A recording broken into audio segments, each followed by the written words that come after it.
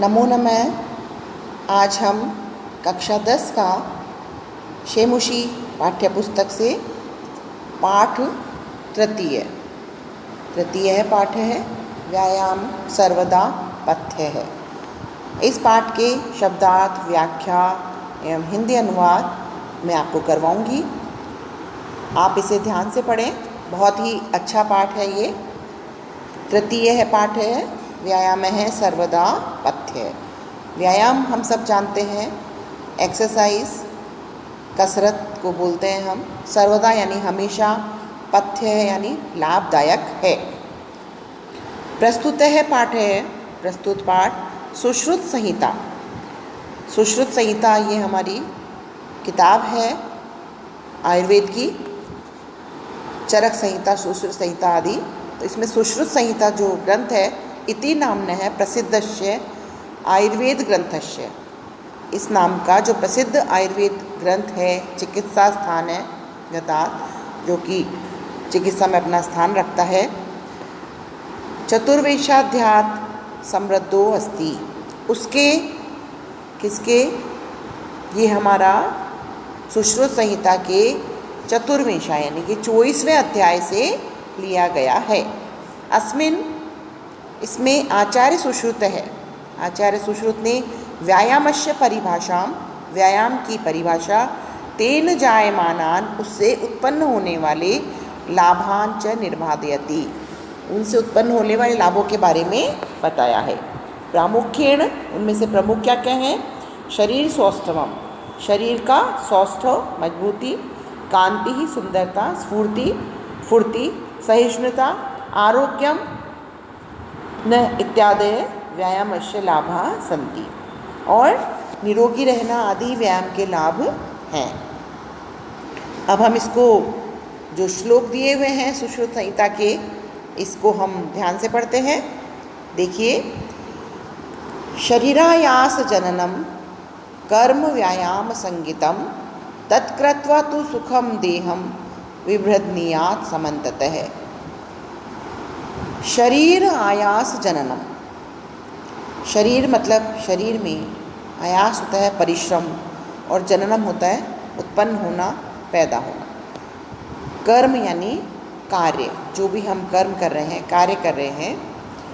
व्यायाम संगीतम, संगीतम मतलब संज्ञा दी हुई है उसको, या न उस नाम से हम जानते हैं। तो ये कह रहे हैं कि शरीर में परिश्रम से उत्पन्न या कार्य से जो पसीना निकलता है, परिश्रम से जो कार्य किया जाता है, उसे हम व्यायाम नाम से जानते हैं, या व्यायाम नाम से उसको जाना जाता है। तत्कृत्वा तो सुखम देहम विभ्रदनीयात् समन्ततः। तत् यानी व्यायाम को, उसे, किसको? व्यायाम को। कृत्वा यानी करके, उसे करके, तो सुखम देहम, कि उसे करके ही हमें शरीर को, देह यानी शरीर को, विभ्रदनीयात् समन्ततः, समन्ततः होता है सर्वत्र, पूरी तरह से, और विभ्रदनीयात् होता है मर्दन करना, उसका मालिश करना। तो ये कह रहे हैं कि उसे करके, किसे करके? व्यायाम को करके, और शरीर की मालिश करके अच्छे से पूरी तरह से सुख प्राप्त होता है। तो ये कह रहे हैं कि शरीर में हम कार्य करते हैं, उससे, उस परिश्रम से उत्पन्न जो हमारी थकान होती है, उसे हम व्यायाम नाम से जानते हैं। उसे करके, और फिर उस हमारे शरीर की मालिश करके हम पूरी तरह हमारे देह को सुखी कर सकते हैं।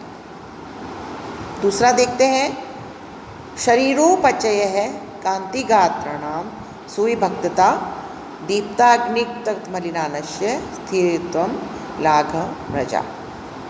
शरीरोपचय, शरीर, और उपचय होता है वृद्धि, कांति यानी चमक, गात्र शरीर, और अणाम अंगों का, सुविभक्तता मतलब शारीरिक सौष्ठवम, दीप्त अग्नि, दीप्त अग्नि होती है जब हमें भूख लगती है, तो हमारी जठाग्नि प्रदीप्त हो जाती है, उसको कह रहे हैं यहाँ भूख लगना।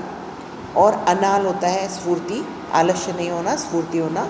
स्थिरत्व स्थिरता, लाघव हल्कापन, और मृजा यानी स्वच्छ करना शरीर को, स्वच्छ करना किसी भी चीज़ को। तो अब शरीर से हाँ मतलब है हमारा, तो यहाँ पे अब कह रहे हैं कि मृजा यानी शरीर को स्वच्छ करने से पहले हम शरीर को हम परिश्रम करेंगे, फिर हम उसकी मालिश करेंगे। इस तरह से जब हमारा शरीर स्वच्छ हो जाता है, मृजा, यहाँ दूसरे श्लोक में अंत में देखिए, मृजा यानी कि शरीर जब स्वच्छ हो जाएगा तो उससे शरीर में वृद्धि उत्पन्न होती है, शरीर के अंगों में चमक उत्पन्न होती है, और शारीरिक स्वस्थता यानी कि हमारी सुंदरता बढ़ती है, सुबंधता सुंदरता बढ़ती है।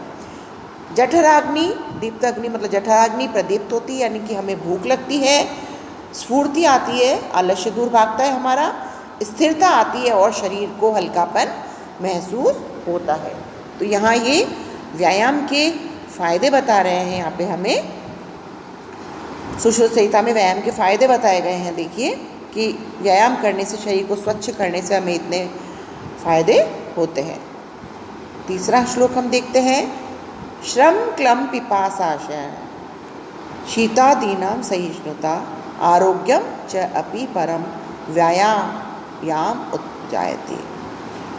श्रम क्लम, परिश्रम से जो थकान उत्पन्न होती है, श्रम यानी परिश्रम, परिश्रम से जो थकान उत्पन्न होती है, पिपासा यानी कि प्यास, फिर है उष्ण गर्मी, शीत सर्दी आदि, सहिष्णुता सहन करने की शक्ति। तो ये कह रहे हैं अंत में देखिए श्लोक के अंत में व्यायाम उपजायते, मतलब व्यायाम से उपजायते यानी कि उत्पन्न होना, पैदा होना। व्यायाम से क्या क्या पैदा होते हैं देखिए कि परिश्रम से थकान नहीं होती, हम कोई काम करते तो थकान नहीं होगी, हमें प्यास नहीं लगेगी, गर्मी सर्दी आदि सहन करने की शक्ति बढ़ जाती है। आरोग्यम च अपि परमम, परम मतलब बहुत, परम आरोग्य की हमें प्राप्ति होती है इसमें।